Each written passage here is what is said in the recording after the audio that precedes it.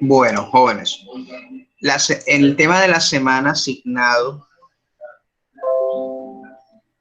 para todos ustedes es el de las fuentes del derecho. Voy a mostrarles a ustedes un documento que voy a compartir en la plataforma,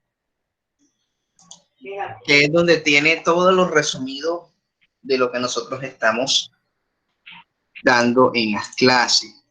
Esta guía que vamos a entregarle a los estudiantes que han tenido problemas con la conectividad en el Internet, donde aquí nos muestra todo lo referente a lo que estamos dando. Ahora mismo está en construcción porque va a estar para la 4ª semana. Entonces aquí muestra todo lo referente a lo que hemos dado durante la 1ª semana, la 2ª y lo que viene de la 3ª, que es lo que vamos a ver ahora. Esta guía la voy a compartir con todos ustedes para que tengan referencia el resumen de lo que nosotros estamos dando, con el fin de que al final de la evaluación, que normalmente se tiene que tomar como una nota para todo lo que es el tema de conocimiento, desempeño y producto, ustedes la pueden tener. Esta guía va a ser muy útil para todos ustedes. Esta la voy a compartir cuando ya la terminen de construir con los temas de la 4ª semana. Se los voy a compartir en el grupo de WhatsApp y por correo electrónico, ya que nosotros la otra semana finaliza el módulo y nosotros ya debemos tener lo que son las notas para todos ustedes. Los que entraron nuevos, que son ahorita los de Pablo Neruda, van a tener chance de una semana más para realizar todas las actividades. Para todos los que no han entregado las actividades respectivas de los demás compañeros, yo voy a habilitar el resto de las actividades para que las realicen todos para el día, hasta el día sábado, con el fin de que se pongan al día. ¿Cómo es la metodología? Que ustedes saben que hay un foro semanal que nosotros debemos tener. Todas las semanas aquí nosotros tenemos un foro que cada uno tiene que responder en las actividades. Tenemos todas las semanas un foro diferente. Y esta semana también tenemos un foro diferente que tenemos que realizar. ¿Listo? Entonces, con todas estas actividades que lo pueden hacer en la plataforma Moodle y a través de la aplicación Moodle App, de todo lo que nosotros podamos realizar, ustedes pueden desde la Moodle App hacerlo sin necesidad de subir ningún tipo de archivo. Porque miren que yo les adecué para que respondieran como mensaje de texto, como si estuviera usted respondiendo un WhatsApp, con el fin de no gastar tanto datos. Ahora vamos a proceder a presentar el tema de hoy. El tema de hoy es el de las fuentes del derecho.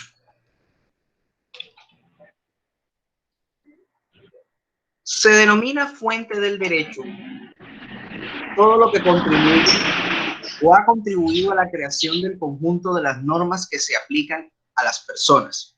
Y como regla general, las principales fuentes del derecho, antes de que comenzaran a crearse la clasificación actual en fuentes formales y las fuentes materiales, antes era la religión y las costumbres, eran las fuentes del derecho, que por eso es que de ahí nace el concepto de moral, y después que la moral cuando nace es tratada por la ética, y por eso es que hay mucha relación entre la ética y la moral, perdón, y luego por el derecho. Cuando nosotros hablamos de esta clasificación actual, que son fuentes formales y de fuentes materiales del derecho. Si nosotros hablamos de una fuente formal, ahora les pregunto a ustedes, si es una fuente formal, ¿por qué dicen que es una fuente formal? Porque una ley es la que la crea. Si nosotros nos ponemos a hablar de la formalidad en Colombia, nosotros en Colombia tenemos que ver que hay un ordenamiento jurídico que empieza por la Constitución política. Esta Constitución política nos dice que las fuentes formales del derecho son, en primer lugar, está la ley.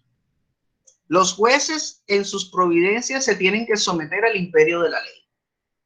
Luego de ellos vienen los criterios auxiliares de las fuentes formales del derecho, que son la equidad, la jurisprudencia, los principios generales del derecho y la doctrina. Esto está plasmado en el artículo 230 de la Constitución Política. Si nos habla de las fuentes formales del derecho, ¿por qué son fuentes formales? Porque son de obligatorio cumplimiento por parte de los jueces de la República. Aunque este artículo dice de que la equidad, jurisprudencia, principios generales y doctrinas son criterios auxiliares, ya estos criterios auxiliares de la justicia, ya esta modificación que se tiene que realizar a través de un acto legislativo, pero ya esto se ha realizado a través de un precedente judicial, que la Corte Constitucional a la hora del análisis dice que ya el juez no solamente se somete al imperio de la ley, sino de la jurisprudencia. Quiere decir de que dentro de sus fallos, él tiene que acatar lo que las altas cortes consideren con respecto al caso que vaya a fallar. Es por eso que ustedes se dan cuenta de que cuando ustedes vayan a analizar una jurisprudencia o cuando nosotros vayamos a sustentar una acción de tutela, que por ejemplo, nosotros como cualquier colombiano sin necesidad de abogado, podemos presentar una acción de tutela. Pero los jueces, a la hora de analizar las tutelas, ve la forma como argumentas tú para poder concederte el derecho. Pero resulta de que, por ejemplo, una persona puede decir que le están violentando el derecho. Perdón, disculpe. Sí, buenos días. Hola, Ashley, ¿cómo estás? Cuéntame.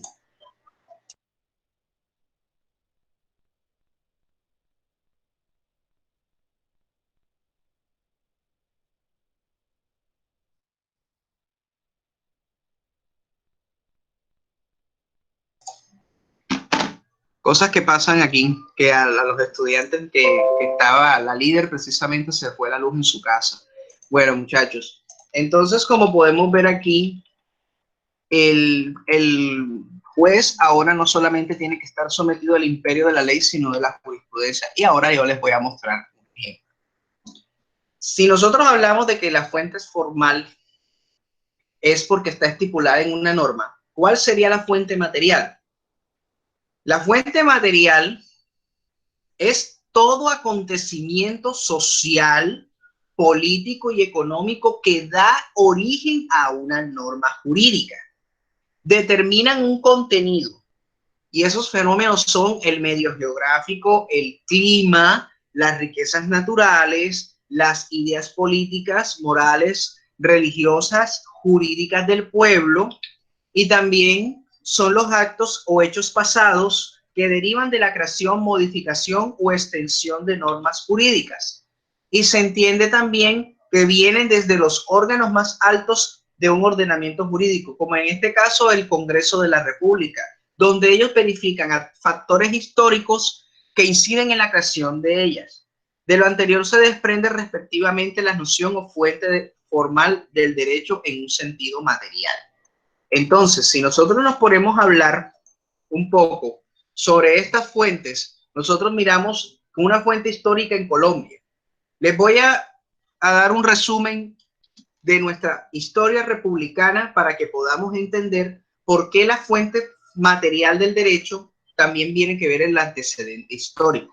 Ustedes saben que nosotros fuimos colonizados por los españoles, que cuando hubo el primer proceso de independencia, que fue denominado la patria boba, porque no se ponían de acuerdo que si querían ser federales o querían ser centralistas como somos ahora mismo.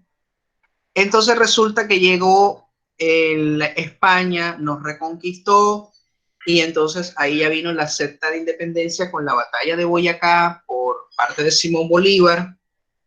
Realizaron el primer congreso de la Gran de Colombia, porque nosotros tenemos República de Colombia, pero ahora en nivel histórico se denominó la Gran Colombia para diferenciarlo del actual. Porque si usted se impone a investigar, aló, ¿me escuchan?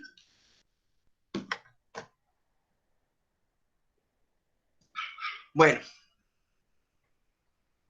se hace con diferencia al actual. Si ustedes se ponen a consultar la Constitución de 1821, que fue realizada en Angostura, ahí habla sobre la formación de la República de Colombia. Espérenme un segundito que dicen que se está entrecortando mucho.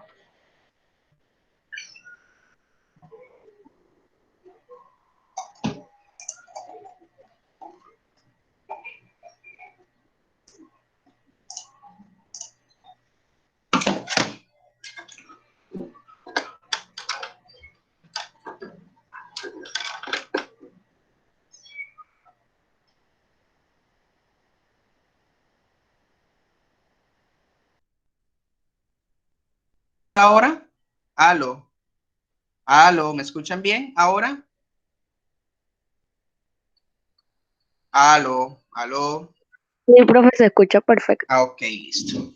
Bueno, resulta que la Gran Colombia fue fundada en el año 1821, pero aparece como República de Colombia si usted se pone a investigar la Constitución de Angostura.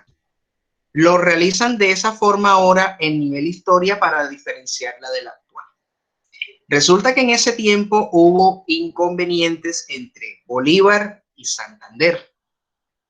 Llegó Bolívar y murió en 1830, se fundó Santander después del exilio, llegó a Colombia y fundó la República de la Nueva Granada y cambió la constitución, cambiaron las normas.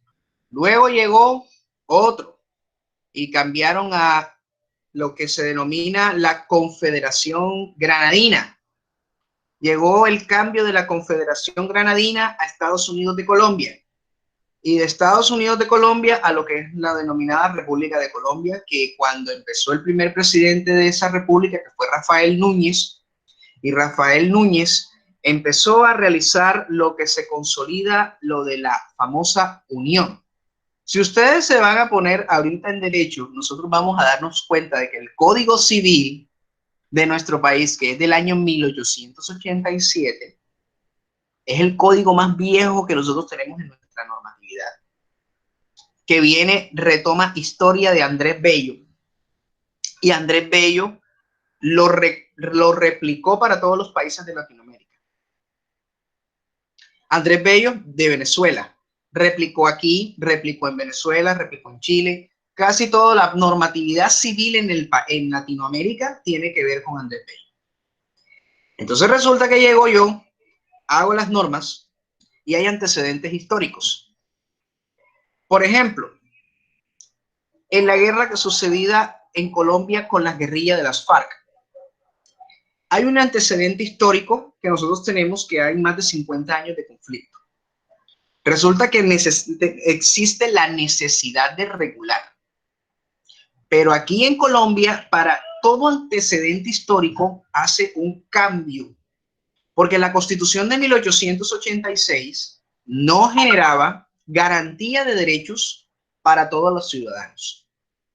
Realmente, cuando nace el movimiento de la séptima papeleta, que me imagino que ustedes han escuchado o han visto en noticias, la alcaldesa de Bogotá, Claudia López, fue una de las primeras gestoras de esa séptima papeleta, de ese movimiento estudiantil que hubo en el año 1990, para que durante las elecciones presidenciales de ese entonces, que en ese entonces iba a ser Luis Carlos Galán Sarmiento el candidato, pero fue asesinado y reemplazado por César Gaviria Trujillo, llegó a decir: por favor, ya no más violencia, vamos a generar una séptima papeleta, hagamos una constitución nueva para que se garanticen los derechos.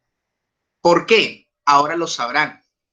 Porque el presidente en la anterior clase que vimos, voy a dar un poquito más de introducción para que me puedan entender. El presidente ahora mismo puede declarar, puede realizar decretos con fuerza de ley en estado de excepción. El presidente no puede suprimir garantías, no puede generar códigos, no puede suprimir leyes estando con facultades extraordinarias, y eso se le debe a lo que se reguló en la Constitución del 91. La Constitución del 91 a mí me dice, todos somos libres, todos nacemos con igualdad de condiciones ante la ley. Y eso tiene que cumplirse, ese precepto constitucional. Mi amiga, será el internet el tuyo, porque yo ahora mismo yo le hice el cambio del celular y mira que estamos hablando muy bien acá, porque yo pensé que era mi internet del fijo. Entonces vamos a tratar de que no se les pueda entrecortar tanto. Llega uno y dice, si aquí en la Constitución del 91 me habla de que yo tengo que cumplir una fuente material, la fuente material para la creación de la Constitución del 91 fue todos los antecedentes históricos pasados. La guerra con el narcotráfico, el terrorismo que estuvo por Pablo Escobar, todo lo referente a las materias de las guerrillas, el M-19, el EPL, todo eso ayudó a que se formara esta Constitución. Y cuando se forma esta Constitución, hay un proceso de adaptabilidad de todas las normas para que estén concordantes con la Constitución.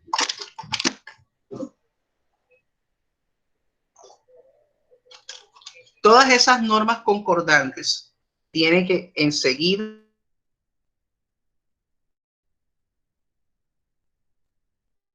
antecedentes o fuentes materiales del derecho.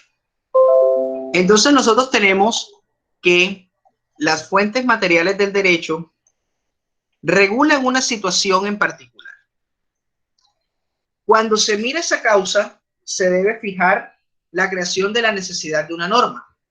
¿Quién se encarga de ella? O de crearla, o de estudiarla, el Poder Legislativo. Después, cuando el Poder Legislativo realiza su proceso de la creación de la norma, viene el Poder Ejecutivo, en este caso el Presidente de la República, y realiza lo que se denomina la sanción presidencial. Y el Poder Judicial se encarga de que se haya el cumplimiento. Aquí hay que hacer una claridad.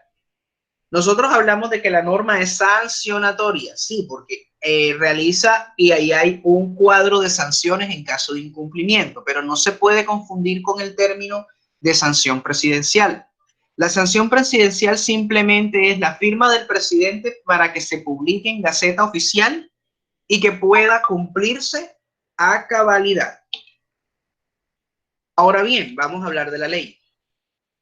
La ley es la norma jurídica que se dicta por un legislador o el órgano consultivo determinado para tal fin, que en este caso es el Congreso de la República. Y el mayor concepto que me han dado los estudiantes se asemeja con el de Andrés Bello, una declaración de voluntad soberana que manifiesta de forma prescrita con la Constitución. Ella manda, prohíbe o permite. Bueno, en Colombia existen 4 tipos de ley. Está la ley marco, que es aquella ley donde establecen los criterios objetivos a los que debe realizarse en ciertos temas que el gobierno establezca la Constitución. La ley orgánica de organización de las ramas del Estado, el Congreso de la República. La estatutaria, que tiene que ver con la regulación de los derechos fundamentales y su manera de reclamación. Y las ordinarias, cualquier ley que es expedida por el Congreso en función legislativa. Una ley estatutaria aborda todo el tema de los derechos fundamentales de las personas, los procedimientos, los recursos para la protección de los mismos, la organización de los partidos políticos, instituciones y mecanismos de participación ciudadana y los estados de excepción. ¿Cómo se aprueba? La mayoría absoluta de los miembros del Congreso.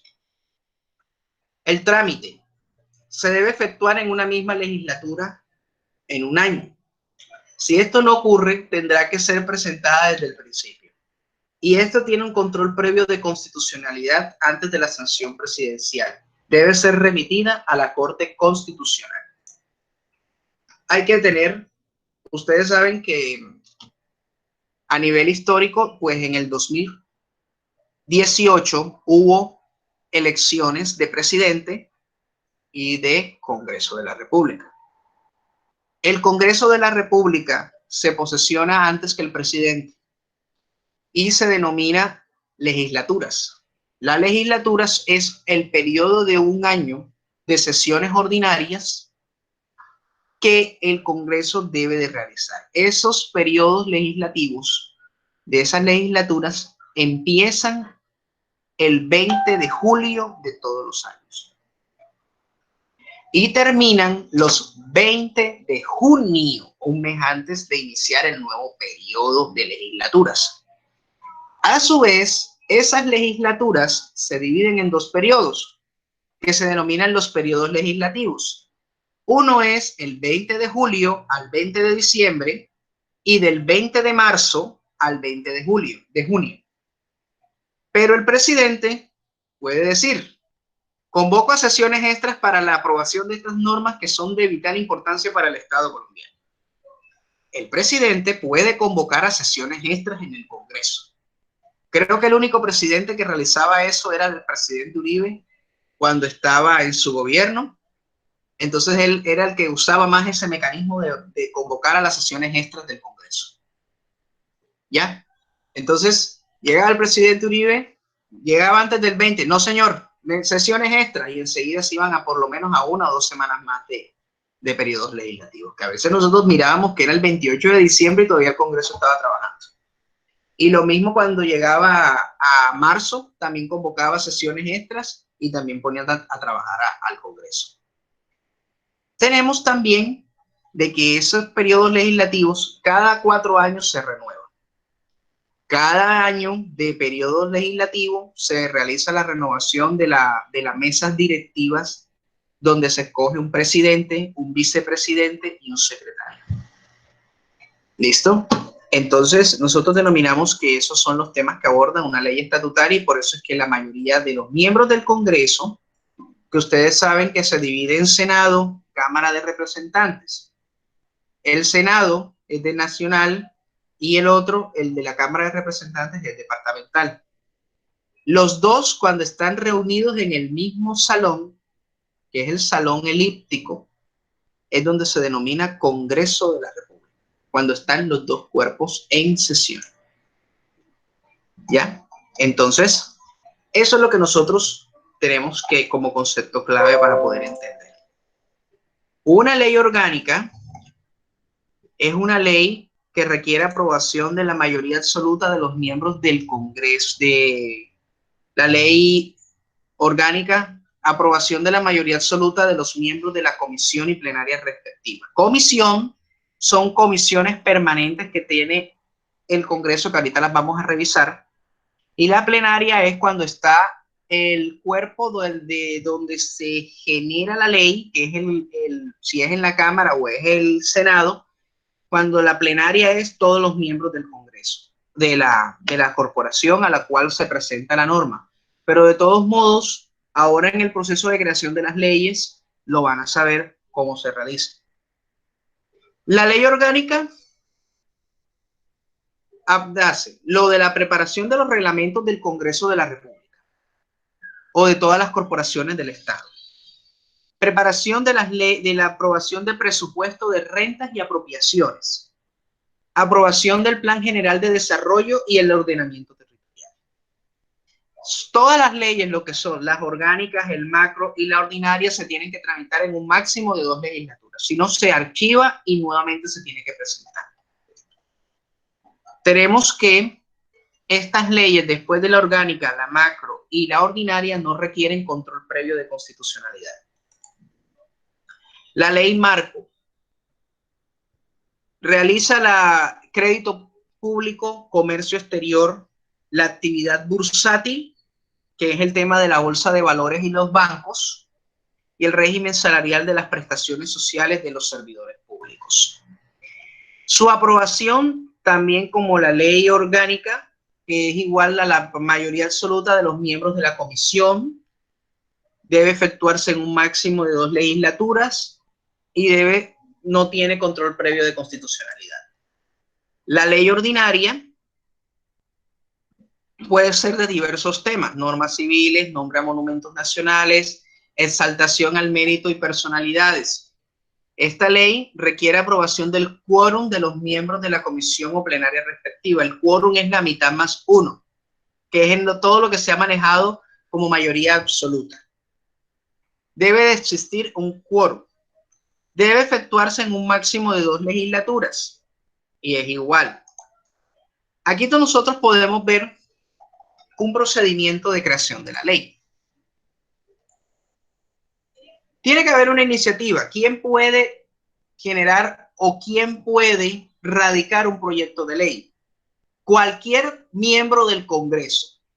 Altos funcionarios del Estado. ¿Cuáles son esos? El presidente de la República puede, a través de sus ministros, el ministro del ramo correspondiente, a lo que él quiera regular. Si es en este caso para el tema de educación, obviamente él lo va a realizar a través de la ministra o el ministro de Educación.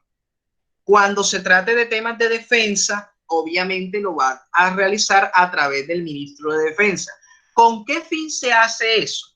Porque en este caso, cuando se asigna dentro del Congreso la iniciativa, el secretario general asigna un ponente, que es un congresista que va a realizar la ponencia, que puede él generarla desde primera instancia, si es de manera positiva o de manera negativa. Él puede convocar al ministro del ramo para que vaya al Congreso de la República y realice la sustentación de dicho proyecto de ley. ¿Quién más lo puede presentar? Nosotros, como ciudadanos, cuando cumplan los 18 años, nosotros podemos presentar iniciativas al Congreso de la República para que puedan ser proyectos de ley. Y esa iniciativa popular, con el solo hecho de buscar las firmas del 20% del censo electoral, puede presentar dicho proyecto de ley. ¿Cómo son los debates? Los debates tienen que superar 4 debates en el Congreso, que de los cuales los 2 primeros debates se realizan en las comisiones respectivas de acuerdo a la temática del proyecto. En el primer debate pasa después a la plenaria de la respectiva Cámara. O sea, quiere decir que si entra por el Senado de la República, se realiza el primer debate en la comisión a donde entra el proyecto de ley. Cuando pasa ese primer debate, pasa a plenaria de la misma corporación. Y luego de que pase esa misma plenaria, envían el otro texto a la otra Cámara y pasa por el mismo proceso. Entra a la comisión respectiva de dicha corporación, luego realizan el debate, luego realizan la plenaria y finalmente realizan una conciliación entre las 2 corporaciones a través de los secretarios generales de los textos, y luego ya empieza lo que es lo respectivo a la sanción presidencial. Pero en este caso, cuando se habla de una ley estatutaria, lleva a un proceso especial que ya sabemos cuál es, que es el control previo de constitucionalidad de la Corte Constitucional. El presidente envía el texto para la sanción presidencial para que se convierta en ley de la República. Pero en este caso el presidente puede decir, a la hora de leer el texto, dice, no, pero es que esta ley es inconveniente para el país. ¿Qué hace? Lo envía al Congreso nuevamente para que rectifique las objeciones presidenciales para ver si lo aprueba, aprobar o no. Ya cuando aprueban las objeciones, ya el presidente dice, listo, se hundió el proyecto de ley. Si dice negadas, el texto nuevamente se le devuelve al presidente para la sanción. Pero él puede decir, no, es inconstitucional. Enseguida va a la Corte Constitucional y la Corte Constitucional revisa. Si la Corte Constitucional encuentra que la ley es inconstitucional, el proyecto de ley automáticamente se hunde y no va ni al Congreso ni va al presidente para firma o sanción. Pero si la Corte Constitucional dice, un momentico, si es constitucional, se ajusta, el presidente no puede negarse a firmar la ley. Y tiene que realizarse en la Gaceta Nacional la publicación para que cumpla el principio de publicidad.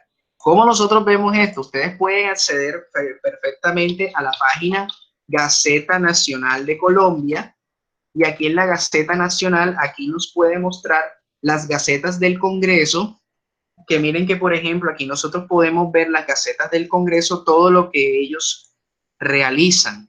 Por ejemplo, aquí dice la fecha de la Gaceta, el 11 de mayo, vamos a ver qué nos muestra la Gaceta, qué es lo que hay, porque aquí ellos están obligados a publicar todo lo referente a lo que piensan hacer en estos proyectos de ley. Y cuando ya cumple la sanción, se publica en la otra Gaceta. Miren, por ejemplo, aquí están publicando un proyecto de ley que dice: primer debate al proyecto de ley número 261 de la Cámara. Dice: saneamiento de predios ocupados por asentamientos humanos ilegales.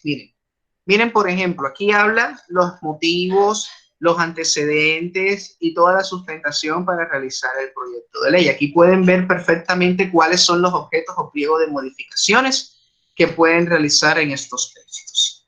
Ustedes pueden, esto está en acceso a todo el público. Las gacetas están en acceso a todo el público. Miren, por ejemplo, aquí dice Diario Oficial o Imprenta Nacional, que normalmente aparece en la Imprenta Nacional.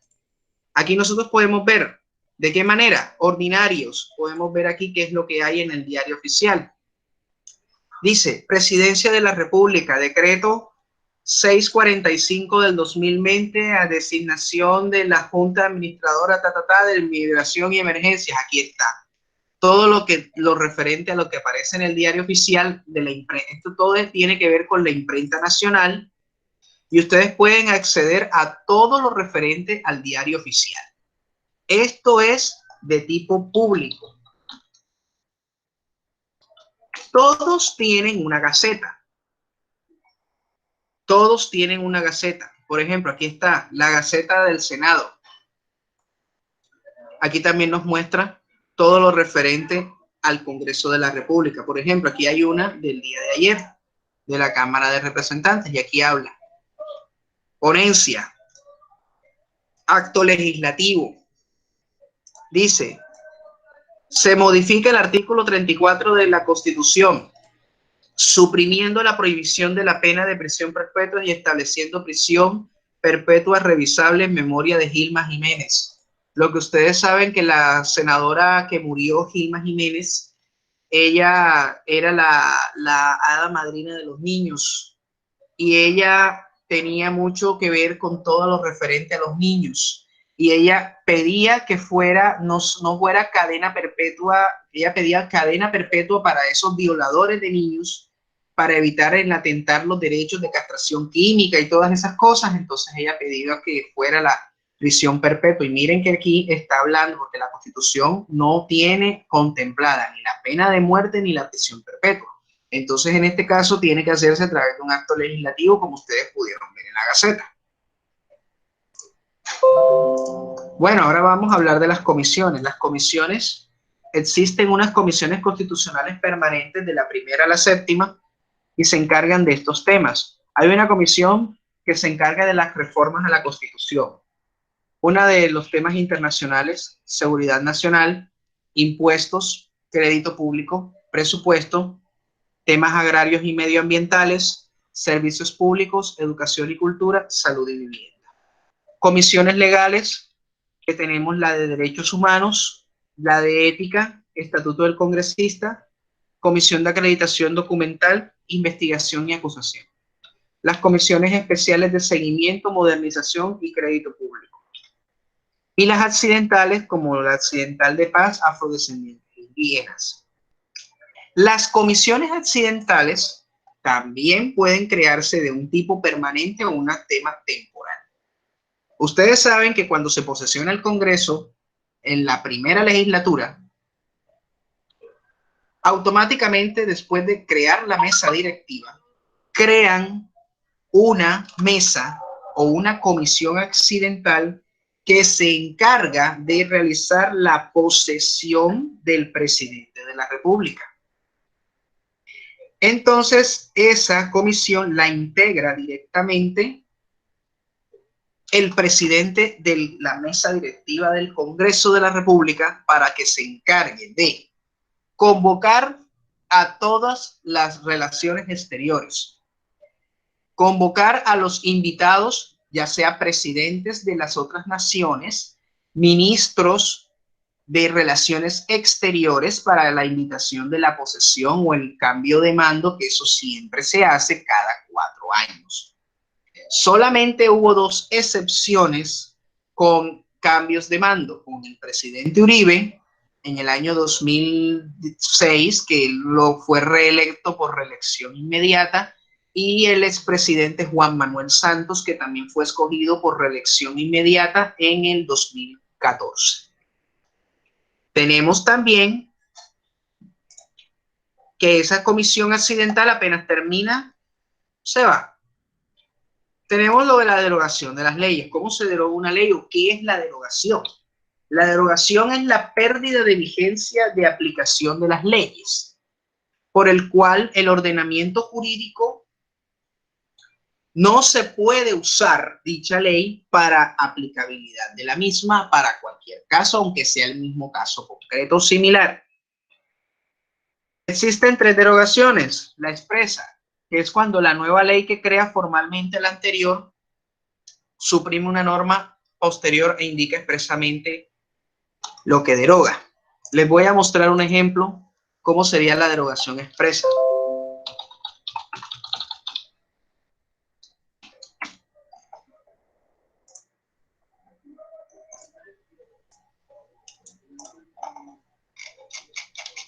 Miren lo que dice acá, vigencia. La vigencia de las disposiciones establecidas en la ley se regirá de las siguientes reglas. Dice, los artículos del 24 al 30, dice, entrarán a regir a partir de su promulgación. Entonces aquí cuando dicen esto, automáticamente cuando se publica se deroga todo lo anterior de las normas. Que mire que por ejemplo aquí habla, a partir del 1 de octubre del 2012 queda derogado los artículos del Código de Procedimiento Civil. Esta ley es el Código General del Proceso, pero en este caso dicen a partir de esta fecha, que inclusive esto es una derogación expresa porque acá me está indicando la norma en su artículo 625, 626, que habla sobre las derogaciones. Y mire lo que dice.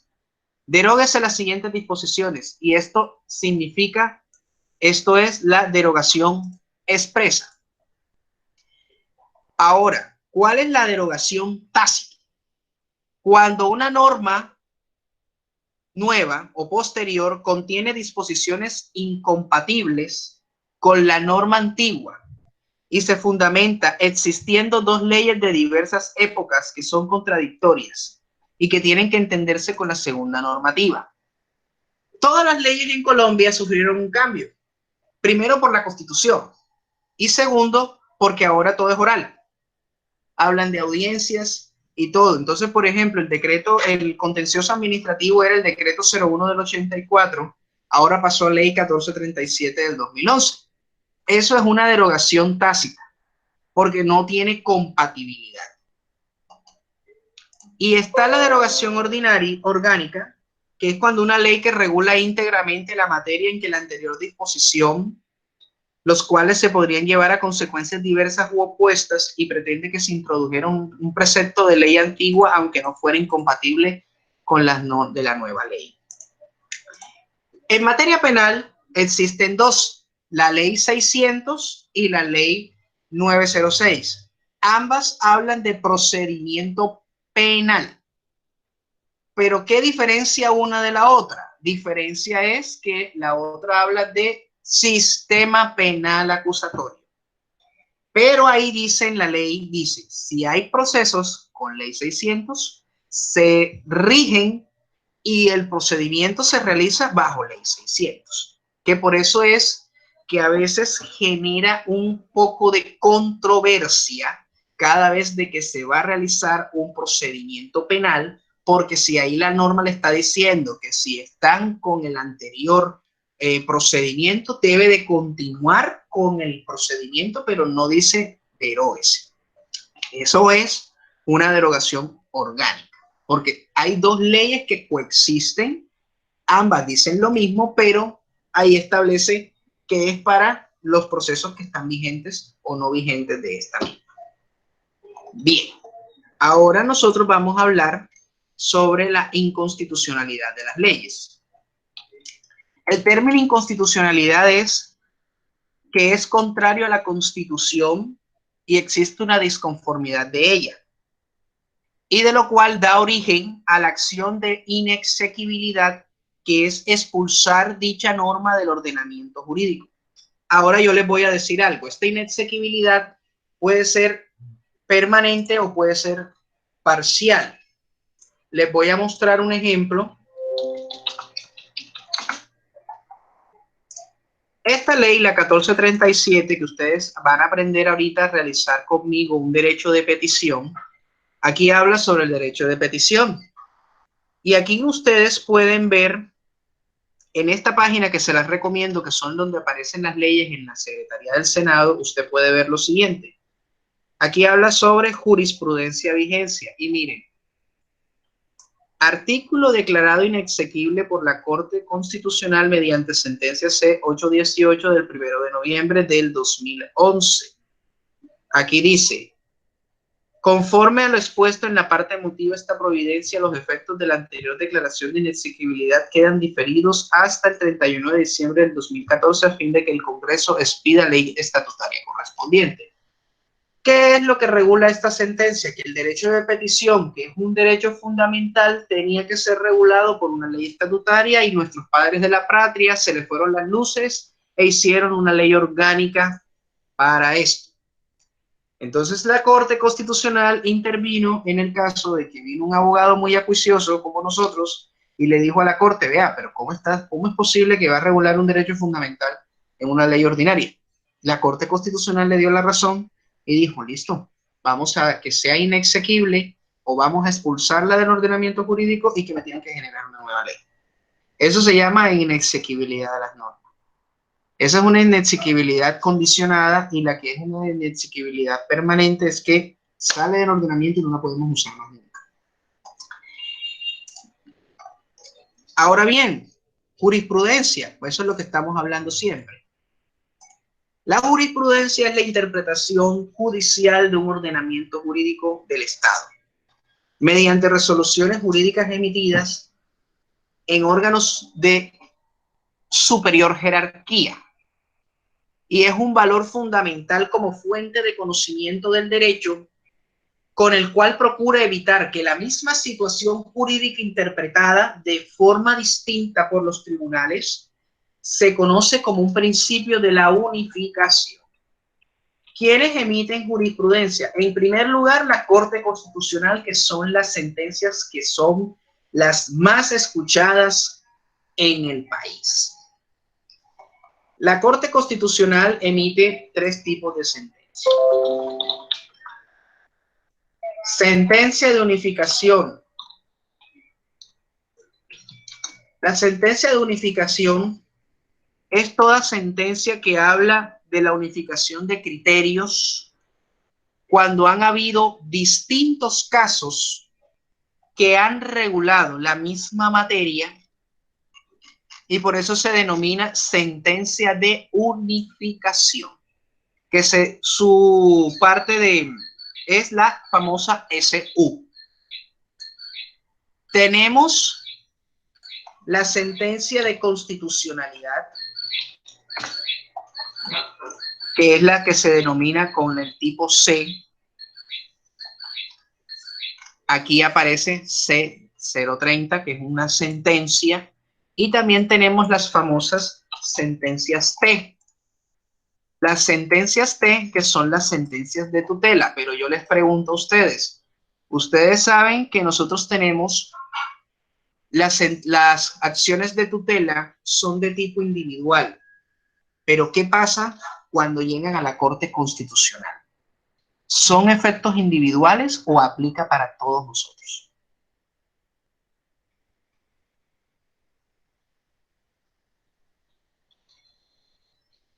Las sentencias de la Corte Constitucional, cuando son reguladas por la tutela, que son las sentencias T, que tiene que ver con derechos fundamentales, el efecto cambia. Ya no es un efecto individual, sino un efecto erga omnes, que es en este caso aplicado para todo el mundo. Si usted va a reclamar un derecho fundamental y usted coloca en su argumentación la sentencia de tutela donde respalda que la Corte Constitucional ha realizado ya el precedente judicial con respecto a ese tema, créame que el señor juez está obligado a cumplir directamente con la sentencia de la Corte. Si a mí por tema de salud me sucedió un caso particular hace un año, yo hace 2 años me operaron de cirugía bariátrica, estaba pesando 142 kilos y ahora obviamente ya he perdido una gran cantidad de peso y tuve un problema metabólico que la doctora tratante me envió un medicamento, lo ingresó a la plataforma del Ministerio de Salud, que es la que denomina MIPRES, yo esperando porque normalmente se tenía que tardar un mes. La EPS me negó, me dijo no, la doctora no lo subió, fui a la doctora, pero doctora, mire, esto me pasó, y listo, pasé petición a la EPS. 5 veces me la negaron, no me contestaron, silencio administrativo.